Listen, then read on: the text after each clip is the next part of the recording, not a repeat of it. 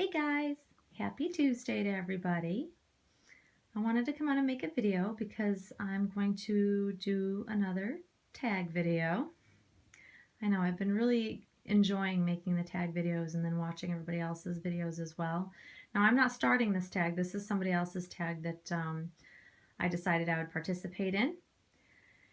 And the tag is what got you started making YouTube videos. And I thought it was a fantastic tag because nobody's ever really asked me that I am aware of, that I can remember or recall. And I don't think anybody else has started this tag throughout the YouTube community either. So, great place to start is now. So, for me, I've been a doll collector my whole life. I really feel like since I was as far back as I can remember, I've always loved dolls. I've always had dolls of some kind. Porcelain dolls, Cabbage Patch Kids, like every doll, any doll you can imagine, Barbies. Throughout my whole adolescence, I still had I used to go to auctions and collect old fine porcelain dolls. I just really loved any doll of any kind, anything that resembled like a baby, especially I really loved. And of course, I always loved babies. So as an adult, I remember when my youngest daughter was still a baby, which this dates me now. My youngest daughter is going to be 17 next month. So back when she was a baby is the first time that I really started seeing the beginnings of reborns on eBay. And right from the giddy up, I started collecting them. So, for many, many moons, I've been collecting these, realistic, now they weren't realistic looking back then, but back then it seemed like they were. They've come a long way. But so I've had a lot of experiences with these reborns when silicone came out, one of a kinds, and I've seen a lot of things, good, bad, and ugly, in the doll collecting world.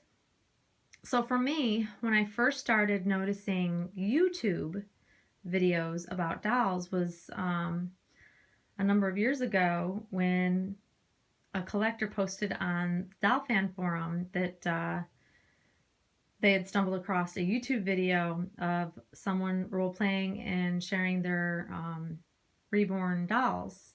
And at the time, the other collectors were slightly appalled that someone would actually role-play. And, when we were talking about role-play back then, it was like feeding them a bottle and talking about them as if they were a child, like we do all the time now.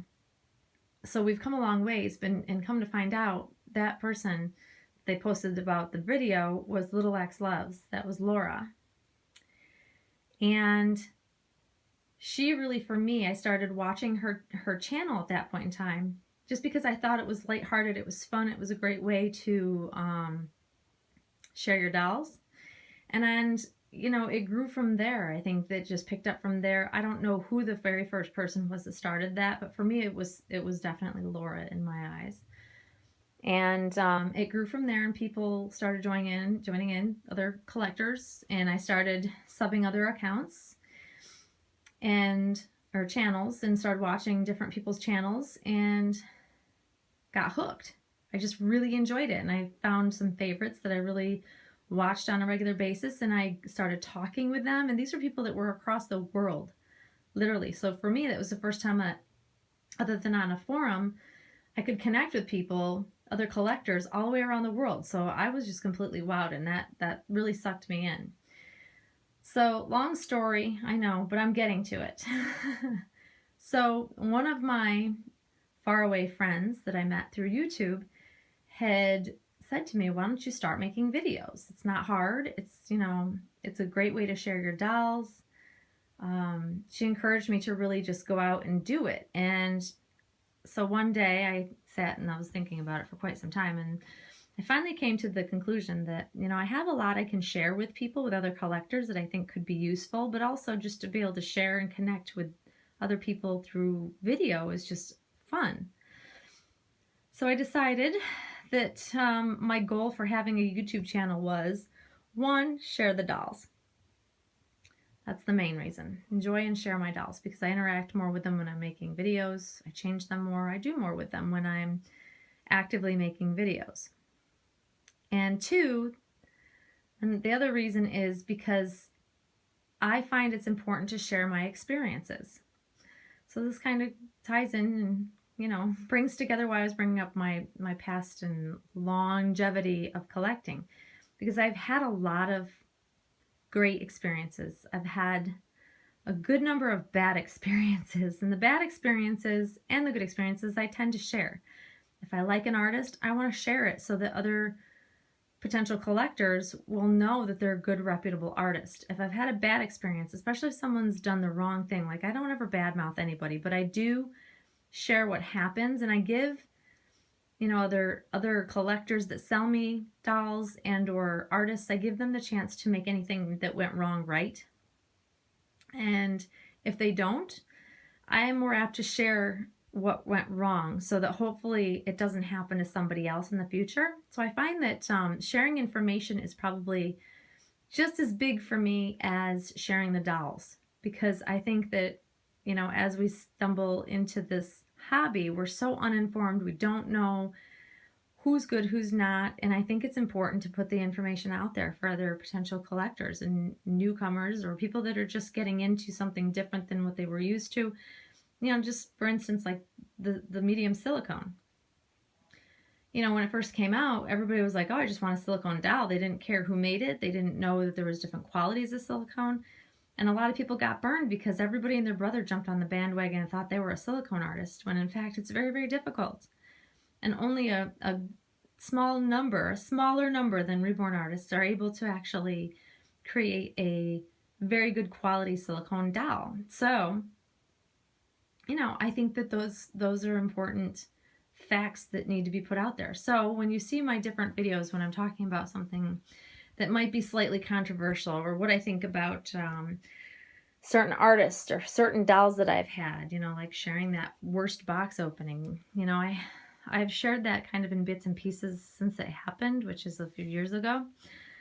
But I find that I put the information out there for people to learn, hear about, and if they choose to want to buy from them, at least it's buyer beware. They're maybe more apt to ask more questions, or I don't know, what have you. I'm hoping to kind of help other collectors in that sense. I hope that makes sense. So yes, a very long-winded explanation of why I got into making videos. And of course, you know, the dolls, sharing information about the, you know, the hobby. And then of course the third one would be the fantastic, wonderful friends. Through sharing these dolls, I have just made so many good friends, and I've made a small number of super amazing, they'll be my friends forever type of friends. Like, I can't imagine my life without them in it, and I talk to them on a regular basis. They know who they are, and I adore them, and I feel very fortunate and blessed that I have come across them through YouTube. It's amazing to me how I have found such wonderful people that I can share this hobby with, and it was all through YouTube. So there you have it, guys. That's what got me really making YouTube videos. And of course, once I started, it was slightly awkward, and I know watching some of you for the first time making your first videos feels awkward the first few times, and then you get hooked.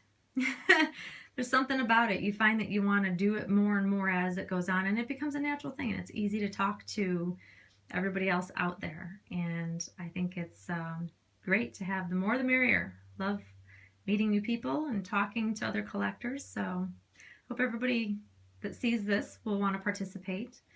I will certainly look for your videos, and I'm glad to be able to be a part of it.